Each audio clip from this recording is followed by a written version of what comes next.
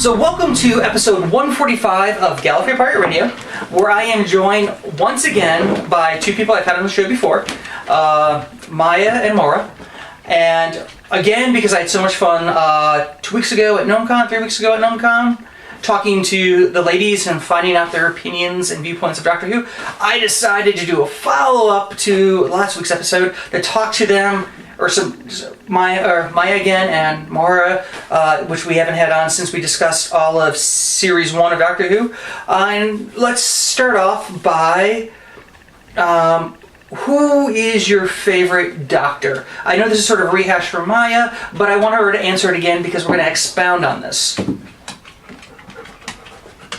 Okay, we'll start with Maura at the end. Okay. Who's your favorite Doctor?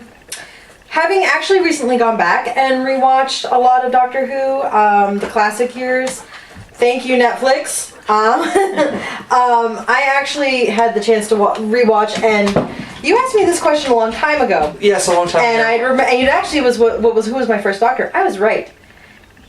It was the first Doctor. Hartnell? Mm-hmm. Hartnell was. And you know what? I think because of that, you always remember your first Doctor. He is my favorite. He's sassy, he's he's strict and to the point, but still playful. So if I have to go with all time, yeah, he set the tone. And so I love him for that. He brought it to life the first time. And for me that's very important. And yes, I'm not gonna lie. David Tennant, hands down, love him. Just such a great, playful, fun character, a great, happy Doctor. So if I had to go old Who, Hartnell, new Who, Tennant. Okay, before we get to you, I'm going to have to throw a follow-up question there. Did you watch Adventures in Space and Time?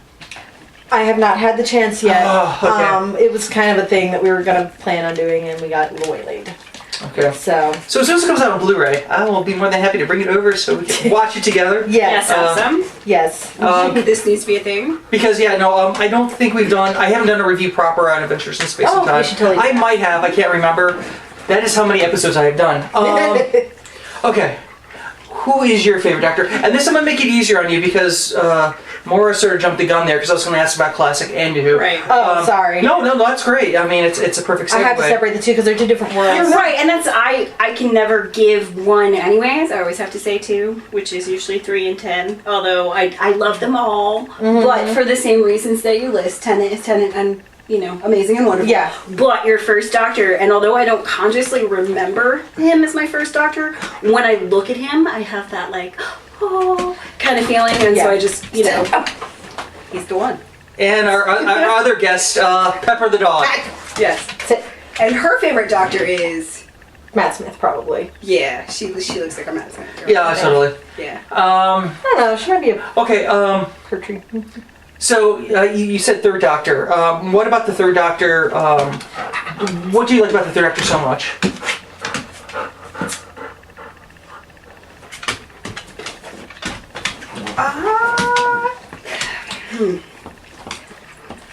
I have this. I think maybe it's sort of the childish perspective of him being funny. I mean, other Doctors were funny, but he charmed me. You really thought he was a funny Doctor? Pertwee? No, I'm just asking. No, I'm being curious here. I mean, I don't know that I would necessarily think that he's funny now, but as a kid, I remember thinking that he was funny, and so it's not even really a rational thing. Like I said, when I look at him and I see his picture, I get this soft, fuzzy, grandpa's coming over feeling, and so I remember thinking that he was playful and funny. So how do you feel about Capaldi then?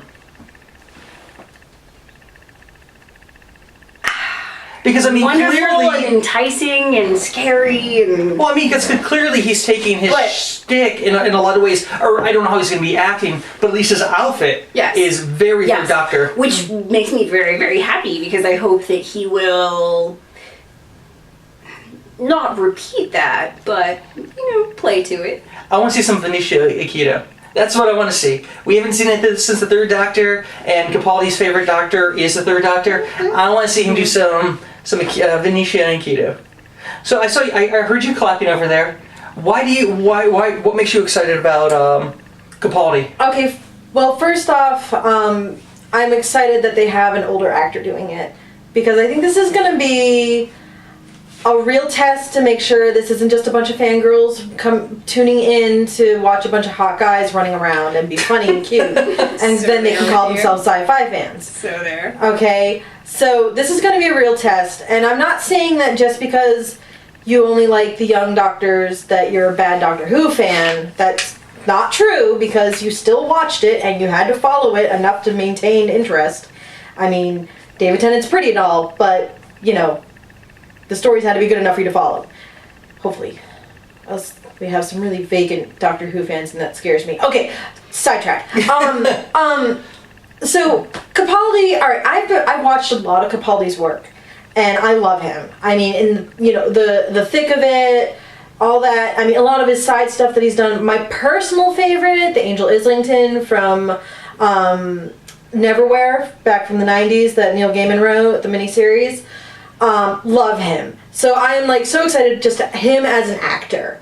But also, I think he's going to bring a new element, because one of my favorite things... Wait, are we allowed to swear on the show? Well, I mean, as long as you keep it to a minimum, and usually it's because you just overcome with... Okay, just... Because if you ever watch any of his stuff, he swears a lot. I mean, like, every other word. I mean, I probably just shouldn't repeat some of the things he says on his shows. And I think that it'll be fun to see him in a sweeter, more playful, kid-friendly, even, environment. I want to see his, range as an actor. But most of all, I think he's just going to bring the energy to it. I mean, he is such an energetic actor. I love him. And I think that's what we need to maintain. I think towards the end, Matt Smith got a little mopey. And I'm not going to lie, I started to referring to him as the emo doctor for a little while there, under my breath. I think Peter Capaldi can bring it back with a sort of older but wiser, but that sort of just, don't act your age, act your shoe size sort of mentality. I think that's what we're going to get with Capaldi. We're going to get the energy, but also a great level of seriousness. His voice just carries heft. I'm going to stop there because I'm just excited. That's awesome. Yeah. So I'm going to ask the big question, because I didn't do this with the last group of girls I had, because I just kept having all these other questions. Why are you fans of Doctor Who? I mean, just what is the appeal? Why do you watch Doctor Who? Why do you participate in the fandom? Because I know you have a sonic screwdriver. You've done River. Mm-hmm. You're wearing a Doctor Who shirt right now. I mean, what is it about Doctor Who? Because I know you guys are going to give me something other than because the hot guys. I mean, you've already proven that. What is it? Why are you fans of the program? You want to go first? I was just about to ask you that. Okay, mine's really long, probably. I don't know. Okay. Well, mine could be too. Go ahead. So, I think for me, maybe it started as a kid. I was always really attracted to the really strong female characters. Like, I loved Wonder Woman. And one of the things that I feel like Doctor Who has always done, even in the early episodes, was that the women in Doctor Who, compared to the other television shows of the time, I felt like have always been very strong role models, and I've always really identified with them. I've always wanted to be like them, and as I've grown up and the show has grown too, I've continued to want to be like the companions, and I think that in a nutshell is it. It makes me want to be a better person. It makes me ask myself, would the doctor be okay with me doing this? Would the doctor want me to do this? Is this something the doctor would do? And it's a little cheesy, but that's it in a nutshell. It makes me want to be a better person. And actually, we had a conversation earlier today. Yeah. Yes, we were secretly prepping for this behind your back. Oh yeah. Because we didn't want to be completely unprepared. It's sad that you missed it. It was really good. One of the things we talked about was the growth that the female characters showed. Yeah. Which, in a lot of TV shows, especially during our childhood, which was the early 80s, and early 90s is you saw a lot of stagnant female characters that didn't grow. I think the first real female character I remember on television growing that I could relate to was Angela from My So-Called Life, and there was nothing fantastic about her. Yes, no, but she actually was changing and evolving and going through some real So stuff. 1994 was the first time I found a relatable growing character. But with Doctor Who, I think that even if they start out a little ditzy or kind of like swoony, we'll say a little bit, in the early years. I think that they showed immense growth. I mean, let's just say Sarah Jane. I'm just gonna say it. Boom. Well, and even the swoony ones still had an active role, far more so than like. Okay, that's why I was like, I'm gonna have to interrupt you. Interrupt here for a second. Who would you say was a swoony character in Classic Who? Because I can see it in New Who. Yeah. But I mean, honestly, in Classic. Well, keep in mind that some of my earliest experiences with Doctor Who, I was very young. I was watching them on like scrambled TV channels. Yeah. So my perception of them might have been a little different. And actually, going back and rewatching, I'm only up to the third Doctor now. And then Netflix doesn't even have a fraction of what's actually out there. So. But I'm just curious because it's just interesting that you would. And I'm not disagreeing. I think and I'm not. Maybe it's just the way that women acted in the '60s and whatnot. It's just the way they were portrayed as actresses. They always seemed a little more flighty, I guess, and a little more endeared towards the Doctor. I mean, Susan was not. I always loved Susan because she was. She referred to him as grandfather, which I always loved that at first, and I know for me it was like a big deal because I actually had some serious like grandfather issues because like I never really had a close grandfather in my life, and I had like people will joke that like in Kill Bill he collects like father figures and like I always collect grandfather figures in my life. You know what I mean? Yeah, no, totally. So I have a small collection of old men that I like to hang out with. That's why I like cigars and whiskey. I'm just kidding. But no, it's just I feel like Susan was great because there was sort of like a more family feel to it, and there was that connection versus the the sidekick kicking around. She was part of the. It was like she was learning from him. They kicked it off that way beginning, but we've seen so much growth, and that's one reason why I think a lot of people really love Rose. Is we saw her kind of start off as the cheeky and fun and sweet. Girl next door with a little bit of sass in her mouth, and she, made a lot of mistakes and then grew from that. And when we see her as the moment in the 50th, I mean, technically, those are two different characters. They are, but it's like you can relate to that and think, wow, this is believable. That, yes, we're seeing Billie Piper portray this character, but our initial reaction when we first see her is, oh my God, Rose! It's Rose all grown up, yay! And it's like, but... Just from Rose to Bad Wolf. Yes. Just the choices she's learned to make in her life. She went from making selfish choices for herself and for her family to choices about saving the world. And the Doctor. And sacrifice. And that's what I've always loved. And I'm glad that we had this like crazy conversation about this. And please impart on me more on this because I love that you brought that up as your reason why you love Doctor Who is the strong females. Well, I mean, my reason's totally different. Well, no, you also got to remember, I think, I think Doctor Who has always been really good about strong female characters from the very beginning. But again, this was a British program. Right. Their views on women a lot different than us in America at the time. Right. I mean, you got to remember, Verity Lampert was the first producer of Doctor Who and also the first female producer of Doctor Who. And from what I understand, if I have my facts straight, guys, tell me if I'm wrong, is that she was the first female producer that was put in charge of such a major show. Right. So yeah, I mean the British were, I think it falls more upon the British mentality, the way they see the world and things, that we got a different perspective of females and they just weren't our action stars. Like, I mean, no offense to Wonder Woman, but if you look at a lot of the stuff, there was sort of an edge exploitation, like black exploitation, women's exploitation. Yeah. And now, as an adult, Wonder Woman, as much as I loved her then, is not something I can go back and watch now. Oh God, I love it. It's incredible. It's funny, but I think it's awesome. I mean, Linda Carter, she was on television against all these other male things, male-driven shows, and the fact that they even started the show off in World War II, have her fighting Nazis and stuff like that to mimic the comics. I thought was really daring, because that easily could have been a Superman TV show. I mean, of course, we did have Batman a little bit earlier, but I think that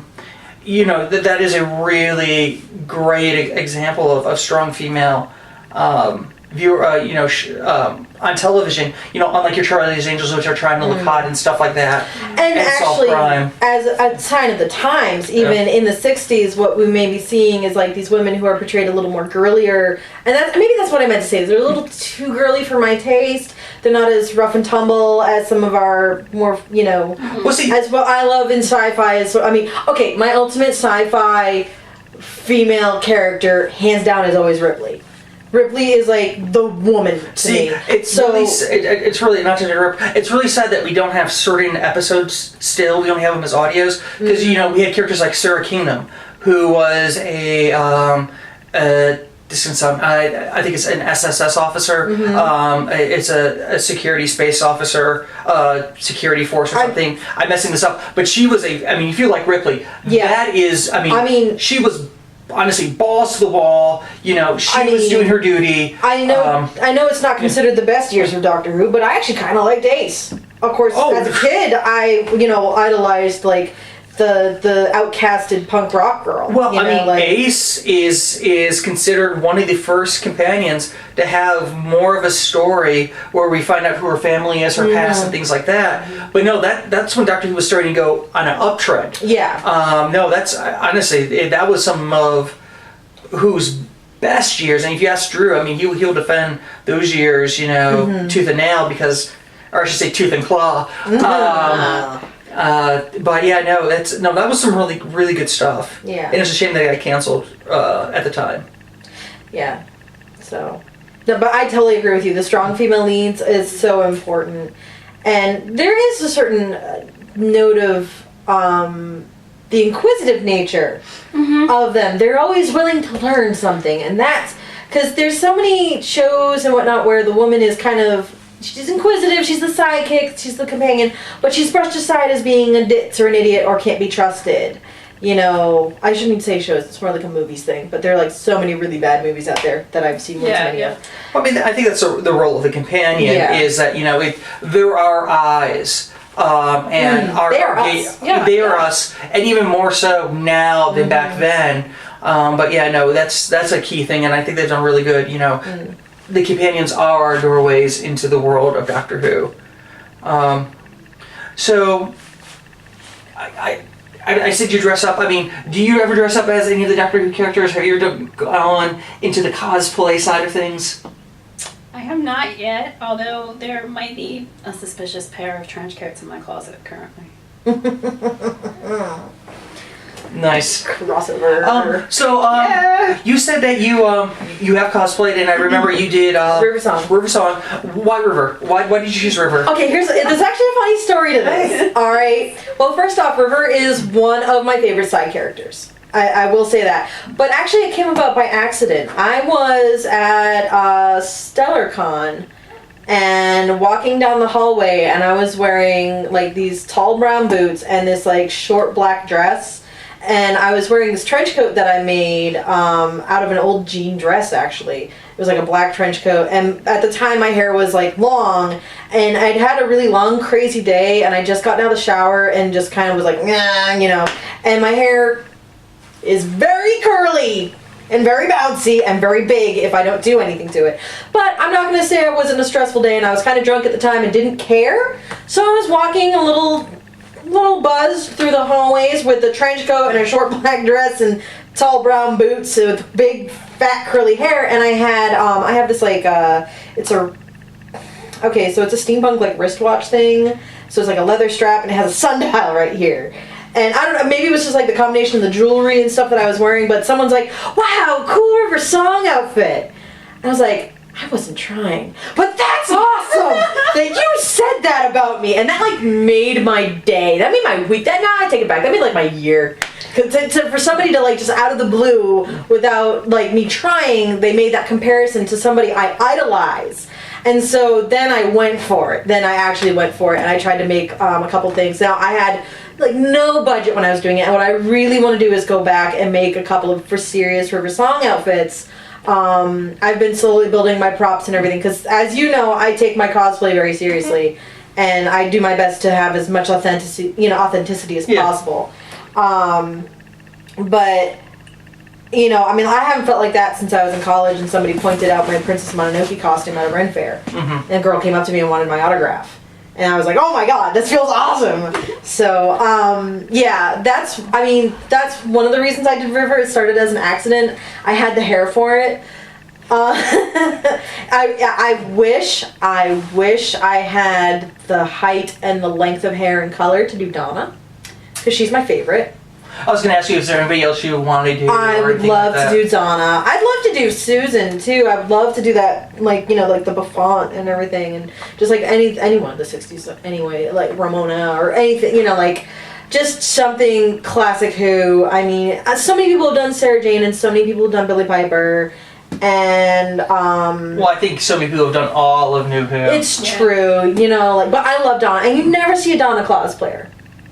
Which, well, I never do. Yeah, I mean, like, when I attend the Doctor Who style for dragging, I mean, you see quite a few Donnas. But yeah, no, if you go to a smaller convention, you may not. You're going to see your Amy, you're going to see your Rory. Exactly. And I love Rory. And I think you're going to start seeing your Claras and things like that. Clara's cute. I love her, and we both talked about this, that her as Dalek was, I mean, for me, that was her best episode. I'm still not 100% sold on Clara. But that's for other reasons. I just feel like some of the spacing in her episodes has been a little... I don't know. There's a sort of lack of linear nature that all the other Who episodes have had. And these ones feel so jumbled and thrown together. And it feels a little bit like old Who, but not... almost like they're trying too hard. And that's what I don't like. But once again, there's still so much for her to do, so I'm not making a final judgment. Well, I think when her story is done, then I'll make a judgment. Well, I think the great thing about Clara now is... the reason why she was brought into the show is done. Yes. Now she's a blank slate. We have because she's no longer the impossible girl. We know why she was the impossible girl. She served her purpose. Yeah. Now she is sort of this blank slate.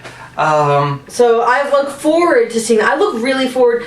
I want to see her working with Peter Capaldi because I really hope it's a throwback to some of the great stuff that they did with Old Who, and that's why I haven't lost hope yet. And I'm not saying she was bad. I'm just saying, like, she hasn't won me over 100% like Donna did. Donna, from the first episode on, I was like, this chick has got it. Even in the Christmas episode? Don't care. It was awesome. I actually really, the minute I saw her, I loved her. But I have this wonderful friend who's a 6-foot tall redhead named Donna. And so oh my god, so yeah. I was like, oh! Yeah. And then, you know, she's, yeah. From the moment she said, oi, I was sold. Oh god. I see, I've always had that best friend. Like, I've always been the sidekick of, like, the bossy girl. Yes! So I was immediately like, yes, I love you. Yeah, she is awesome. She's such her own person, and that's what I love about her. And yet at the same time, she does reach out and seek help and whatnot, but she will try to her teeth to get through it, you know, on her own first, and rather than admit defeat. And that's what I loved about her. Yeah. But that and her relationship with her grandfather. Like, oh my! And once again, I really identify with that. Yeah. Granddaddy issues. So I'm always jealous of that. Yeah, like so, and he's just awesome anyway. But. He actually reminds me of and her issues with her mother too. Passed, so I love to watch Wilfred. Yes. So have you seen him in the second Dalek movie with Peter Cushing? No. Yeah, he's the only person brought onto the show that originally appeared in the 2 dialect movies that they did back in the day. That's awesome. Yeah, I did not know he's in the that. second That's one. something else we need to watch. Yeah, no, I keep waiting for Add that to those. the list. I Yeah. keep waiting for those DVDs to come out. They keep saying they're going to be released on Blu-ray Yeah. here in the States. They haven't yet, but as soon as they do, Yeah. I really want to see the 2 Cushing movies. Yeah. See, and part of it, actually thinking about it, like, actually the female companions, why one of the reasons why I love Doctor Who, because I never really answered this, so actually, it's a good lead-in, your lead-in was really good, because, for me, as a young person growing up, I was always like that person in the corner reading a book, reading fantasy, science fiction. I love the weird stuff, as everybody, yeah. like, oh yeah, she's over there in her own little world, whatever. And so the idea of this mysterious spaceman who crossed the lines of fantasy and science fiction, which I always, Yes. that sort of cross between magic and science is one of the things I do see in Doctor Who, and AKA science fantasy. yes. Is what they term is. And the idea that one day he would just show up and take you all away from this if you were cool enough, if you were well, not even cool enough, if you were deserving. Yeah, you If had you were to be worthy. deserving and he needed you and you could if you could prove yourself to him that you were a good enough person, a kind enough person, a smart Clever enough person. Yes, or clever. you just ran into the TARDIS. Or you just ran into the TARDIS. Yeah. And, But some of us thought we were going to prove ourselves worthy. yeah, exactly. Well, no, I We're mean- waiting for chance. I mean, for a long time, I really didn't know where they were going with Rose until she swung on the chain and was like, yeah. I was like, she is ambitious. Yeah. I like it. Okay, but I mean, like that sort of feeling of wanting to grow into the kind of person that would be considered worthy enough and awesome enough to go on a ride on the TARDIS and actually be invited to stick around. Yeah. That would be awesome. Like, to me, that fantasy has always kept me going when I was younger, and even to this day still, I'm always like, what would I do if the TARDIS showed up right now? And there's always like that ultimate question of what life is better, the life that you have now. But if that TARDIS showed up right now and said, leave it all behind, Right. and we will go traveling through space and time, do you have the guts to leave it all behind? And that's the other question I've always, for the longest time, been able to answer. But as I get older, it becomes harder and harder to answer that question. Oh, let's do it. Answer the question. Would you, if the TARDIS materialized in that corner right now, would you go? Can I know if the TARDIS is working on the actual time traveling thing? It's accurate, or are we talking about it's really wibbly wobbly, as in like Billy Piper years when it would show up a year later? You don't know. Would you run off in the TARDIS? God, there's a huge part of me that wants to say I would, and then I want to say no, because, I mean, yeah, things are tough and life is always hard, but one of the things I have learned in this life, and even just watching Doctor Who, as much as you want to run away from your problems and disappear into a magical fantasy world, it's not always the right answer. And I guess if I could take Brian, but then I'd also be like, but what if I could take my friends, if I could take you guys? Oh, can I pick up Michelle and their son? No, see, it would just Yeah. have to be you, the TARDIS door opens, his hand Okay. and beckons you. Okay, I can't say I wouldn't be tempted for a one-shot trip. I can't vouch now if it would be a permanent thing. Because just because you hop on the TARDIS once doesn't mean you're staying. This doesn't mean you're going to get along with the Doctor. Exactly! It could be a total jerk this go round. You could also die at your first adventure. Yeah, exactly. Or it could be the Master who stole the TARDIS. I mean, just because the TARDIS shows up doesn't mean it's what you want. Okay, Maya, what's your answer? Yes. You didn't even hesitate. No. Why would you? It's the Doctor. It's the Doctor? I don't know, I've just always been this sort of person who's been an ordinary, normal, boring life has never been good enough for me. I've never wanted one, and so why not? I mean, it's an adventure. It's And- the Doctor. And that is my initial gut reaction, but the reason why I say I'd have to play it out and think it over is because all I can think about is who would I hurt by doing that? And that is the one thing that kills me is who would I hurt by doing that? And that's why I would have to hesitate. And that's why I asked about, would we be back in time for dinner?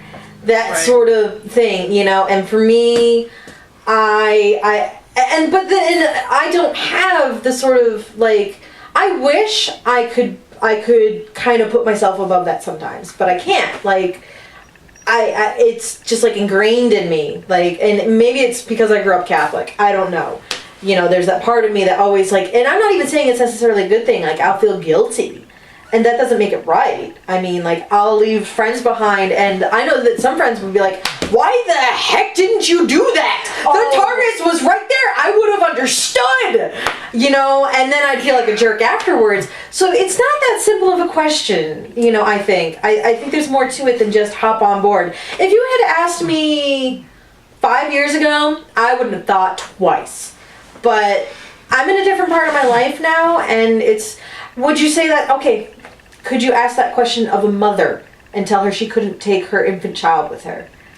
If there was one here, I would. See? But that's where it becomes more of a philosophical question. And for me, that's when I have to play into all the different arguments that come in, you know. Well, So would you? Oh, yeah, in a heartbeat. It wouldn't take a second thought. Yeah. I would go even in these crappy clothes because I know his the wardrobe. And you know, here's my thing. I can't say until it shows up. So I'm not Yeah, saying no, I mean, that's a valid point. I mean, if it showed up right then and there, the door's open, I'm in there. But I'm not gonna lie. There's a part of me that dresses every day as if the doctor's gonna show up. I hear that. You know, Yeah. I can't find fault in that. And with that question, I'm gonna wrap us this time. Sorry. Oh no, it's fine. No, you know, I still have more questions, and you know, those are going to be saved for a later episode because I'm really enjoying just talking to the ladies, and I can't wait. We'll be hopefully, knock on wood, talking to a group of children to find out why they're such fans and why they're so enthusiastic about Doctor Who. I'd like to thank my two ladies here to add to my sort of exploration into the mentality, and I don't mean the word mentality bad in any sort of way, and the mentality of why they like Doctor Who and exploring that side of fandom. Because honestly, you know, the amount of women we have in New Who or in Doctor Who now, you know, being fans it's much greater than it was with Classic Who. I could be wrong with that, but I have a feeling there are more girls that are fans now than there were back in the day. So hopefully next time we will be discussing some reviews of some classic episodes, some of the lost episodes, some of the regeneration episodes like we keep promising you guys. But until next time, this is GPR signing off. Peace!